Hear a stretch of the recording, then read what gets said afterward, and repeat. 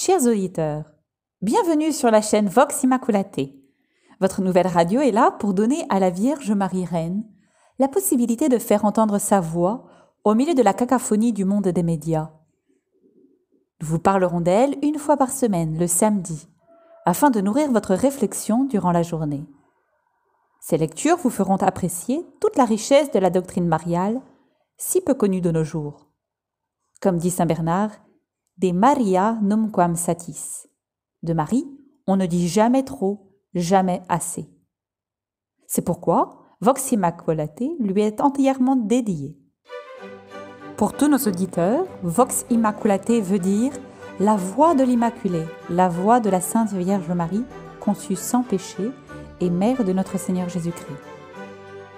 Nous assurerons que les textes choisis sont conformes à la doctrine traditionnelle de la Sainte Église catholique et romaine. Ave Maria. Fatima, lumière du ciel pour les temps derniers par l'abbé Karl Stelling. Continuation du chapitre 6. Nous avions vu la fois d'avant comment la Vierge Immaculée était belle et petite. Nous verrons aujourd'hui différents attributs de Notre-Dame lors de son apparition à Fatima. La Vierge Marie était très proche. Notre-Dame est venue très près des trois enfants. Comme piédestal, elle a choisi un petit chêne vert, haut d'environ 1 mètre. Nous étions si près, dit Lucie, que nous nous sommes trouvés dans la lumière qui l'entourait, ou mieux, qui émanait d'elle, à peu près à 1,5 mètre. Elle regarde toujours les enfants. Sa voix est douce et agréable. Ne désirons-nous pas nous approcher de ceux que nous aimons si nous les aimons réellement ? Plus nous les aimons, plus nous voulons être près d'eux. Quand nous sommes en leur présence, nous avons le soin de ne rien dire ni de rien faire qui puisse troubler cette atmosphère d'intimité et d'amour. C'est exactement ce qui se passe à Fatima. Mais attention, c'est Notre-Dame qui s'approche de nous, tant elle nous aime. Ce serait un des plus grands bienfaits de notre vie que de comprendre et d'apprécier à quel point Notre-Dame veut être proche de nous, de nos cœurs, de nos vies, de chaque moment de notre vie. La Vierge apparaît aussi comme brillante. Era de luz. Le mot le plus important pour décrire la personne de Notre-Dame est lumière plus brillante que le soleil. Lucie dit souvent « Nous vîmes une dame toute vêtue de blanc, plus brillante que le soleil, une lumière si étincelante qu'elle les éblouissait. Elle est arrivée dans une grande lumière. Cette fois encore, elle m'a aveuglée. De temps en temps, je devais me frotter les yeux. » En bref, c'est dans son corps ressuscité et dans toute la splendeur de sa gloire que la Vierge Marie est apparue à la Cova d'Airea.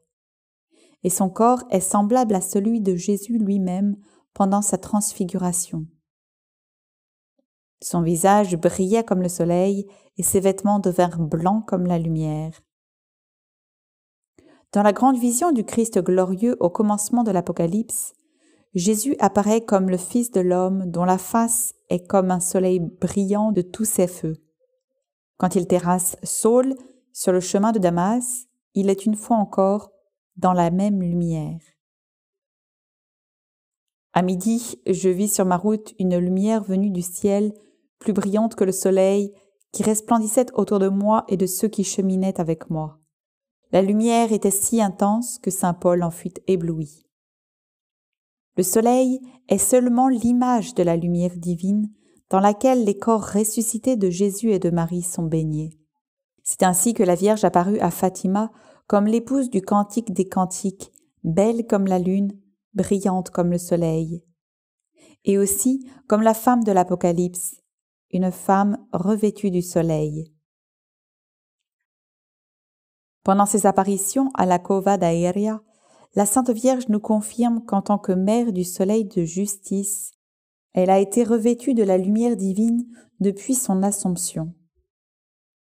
Tout en restant une créature entièrement humaine, elle a pénétré, pour ainsi dire, dans la sphère de la divinité.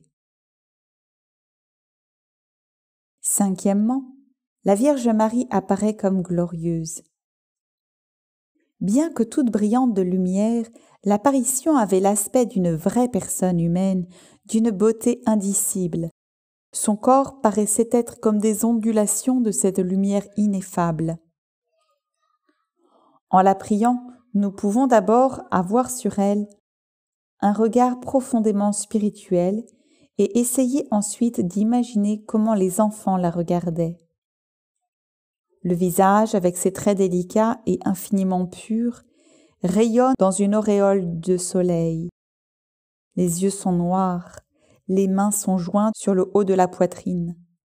Un beau chapelet avec des grains brillants comme des perles pend à sa main droite et se termine par une petite croix d'argent brillante elle aussi. Les pieds s'enfoncent légèrement dans un petit nuage d'hermine qui flotte sur les branches vertes d'un buisson. La robe blanche comme neige tombe à ses pieds.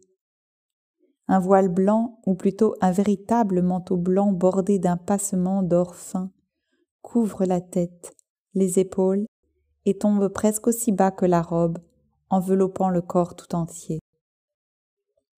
L'Église chante lors de la fête de l'Immaculée Conception « Mon âme se réjouira dans le Seigneur, parce qu'il m'a couverte des vêtements du salut, et il m'a habillée de la robe de justice, comme une épouse ornée de ses joyaux. »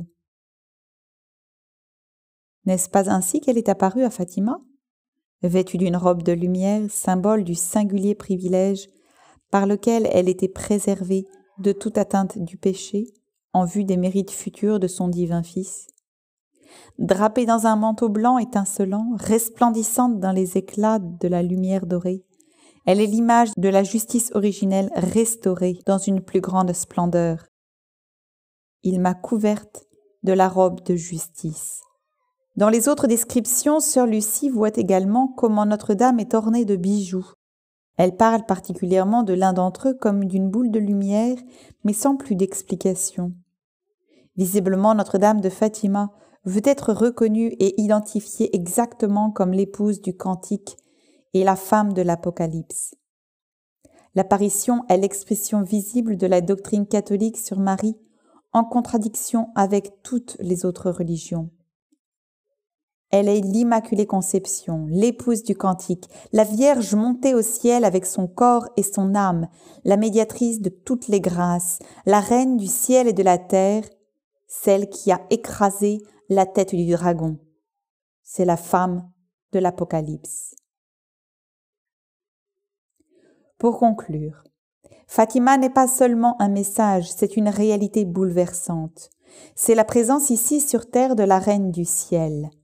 Elle veut nous approcher et nous rapprocher d'elle. Plus nous pensons à elle dans cette apparence pleine de lumière et de majesté, mais aussi d'humilité et de délicatesse, plus elle peut nous protéger et nous guider, nous préserver des dangers de l'erreur et du péché. En regardant vers elle, avec les yeux des enfants de Fatima, nous ne pouvons qu'être fascinés par une telle vision, aveuglés par tant de lumière. Vivant dans cette clarté, nous démasquerons facilement les fausses lumières qui nous tentent par leur éclat mondain, et celles-ci ne nous impressionneront plus. Ave Maria.